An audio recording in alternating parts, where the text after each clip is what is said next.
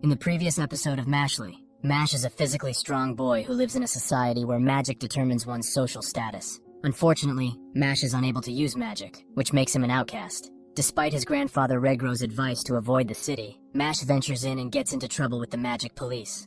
Regro rescues Mash, but they are soon discovered by the police. Mash engages in a battle with Brad and ultimately overpowers him. Brad proposes a deal. He won't snitch on them to the capital if Mash can become Divine Visionary and give him the wealth that comes with it. The Easton Magic Academy is a prestigious and historic institution that year after year generates best mages. The entrance exam is notoriously difficult, where less than 3% of the applicants are admitted. Only the supreme mages can enter. Reminder, Mash has no magic power. Some hotshot, Claude, oversees this year's applicants, taking notes of all the bigwigs of magical society that are present. Honestly, too many to recite. Everyone is getting ready. Obviously, for a prestigious academy, you have to. Just as he is thinking that to himself, he hears a bunch of clanging. Yeah, it's Mash with his usual routine. It's an entrance exam for a magic school. Why is he pumping iron in the middle of the field? Everyone is asking that, even doing the invisible chair while reading a fitness book. Claude is perplexed. It's unbelievable, thinking that Mash isn't even trying to pass the bar.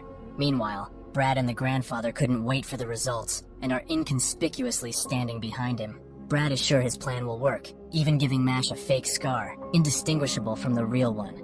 Mash appears unfazed by the pressure of the exam, even though he knows that failing could result in him and Regro being hunted down for the rest of their lives. Claude announces the start of the exam with a dramatic entrance, appearing in a burst of green flames to showcase his theatrics and introduce himself. Despite his youthful appearance, he has already mastered countless advanced spells, earning him a reputation as a true hotshot. Claude basks in the praise, but his moment is short-lived when Mash notes how hot it must have been to emerge from the flames, and Claude promptly places him on his first-to-fluke list. Claude tells them to take their seats, but there are no seats. He just wanted to show off more and create them with his earth magic. He's prepared for everything. Again, everyone wows at this, but realistically he could have taken them to a classroom from the beginning. Claude doesn't let Mash's words bother him much, believing that there is no way a slacker like him will pass. They finally begin the test, and upon checking the paper, see that the questions are squirming around. Claude has enchanted the paper, making it necessary to dispel the magic to line up the questions in order to pass the written exam. Brad isn't sure why he thought this would work. Mash kindly asks for the symbols to stop moving, but to no avail. Frustrated, he breaks the feather pen. He asks again, which proves successful. Surprisingly, Mash is first to finish. Lifting boulders with magic? A fingernail will do. Walking on water? A breeze. One after another, Mash somehow found ways to pass the tests. Claude, on the other hand, becomes increasingly irritated by Mash's apparent lack of effort. In an attempt to challenge him, Claude devises a complicated maze with multiple traps as the next test. The students are given 30 minutes to solve it, and reach the end to pass the test. Mash feels like this will be another easy task. A girl named Lemon approaches him, and uses her usual I am weak charm, and also something about efficiency to tag along with him. Mash maintains his stoic attitude towards her all the way. Through the imps, stoic, hand-like somethings, stoic, tripping on a rock, stoic, falling in a hole, stoic. He isn't sure that this is efficient to be paired with her. Suddenly they hear screams and Mash wants to investigate. Lemon uses Levius cuffs and obviously cuffs Mash. She was deceiving him from the very start. What a surprise. She needs to keep him away from the goal. Human strength can't break, and he's already free, shocking her a little as he dashes away. She wants to stop him, but is approached by some Egyptian deity that has a riddle for her. 4 legs in the morning, 2 legs in the afternoon, and 3 legs at night. What is that creature? He disarms Lemon immediately, so she can't use magic, demanding an answer to his riddle. But she is panicking so much she can't think straight. The deity is about to strike her down and she contemplates screaming for help, but remembers her deceiving the mushroom head. It must be her punishment. Right before he strikes her, Mash smashes him down. Mash returns to save her, driven by his desire to prevent her from experiencing the same fate as him. His selfless act earns him charm points. Despite Claude's efforts to sabotage Mash, he is surprised when they make it to the end of the maze just in time, breaking multiple 1-meter-thick walls. Even the headmaster takes note of Mash's abilities.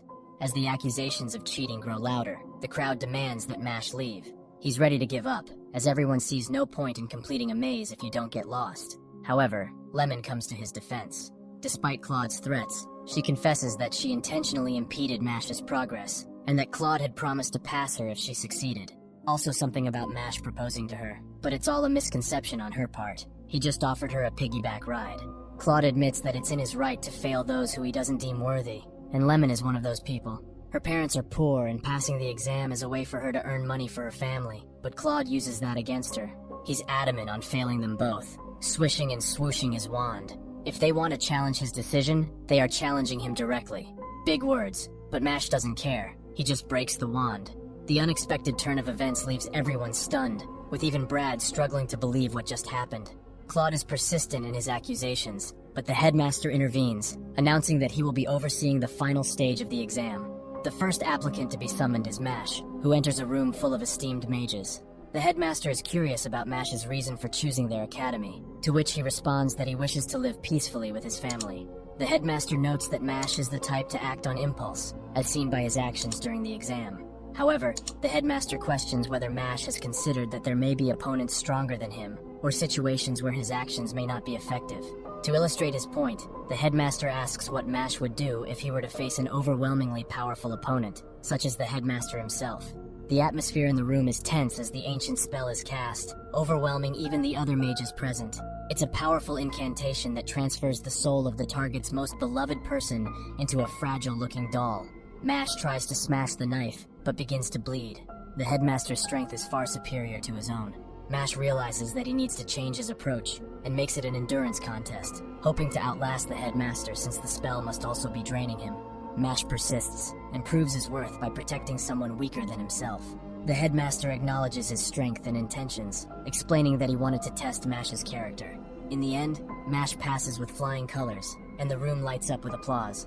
The headmaster officially welcomes Mash to the prestigious Easton Magic Academy.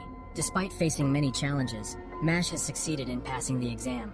His first lesson at the academy is the most basic spell, the lock-opening spell, Optiars, and it's open. Mash does the incantation and also succeeds. Maybe not in a magical way, as was intended though. He explains he's not the best with magic and has a hard path ahead. Mash has nerves of steel. Even his classmates start to notice Mash's bad news. The I am definitely the side character doesn't want to have any association with Mash, but just as he finds his room, the door is missing. Mash is back with his usual antics. His name is Finn, his new roommate. Mash also introduces himself, sounding normal, until he starts to introduce his muscles. Finn is a continuing student, and the academy pairs new students with one to help out. Mash wonders how to become a divine visionary. You have to collect gold coins, tests, coursework, extracurriculars, school life. They are evaluated on everything, like in Classroom of the Elite. Based on that, you're given a coin of gold, silver, or bronze. This is brutal. As a thanks for the info, Mash offers him some cream puffs. Classic Mash. Thanks for watching. Subscribe for more videos like this.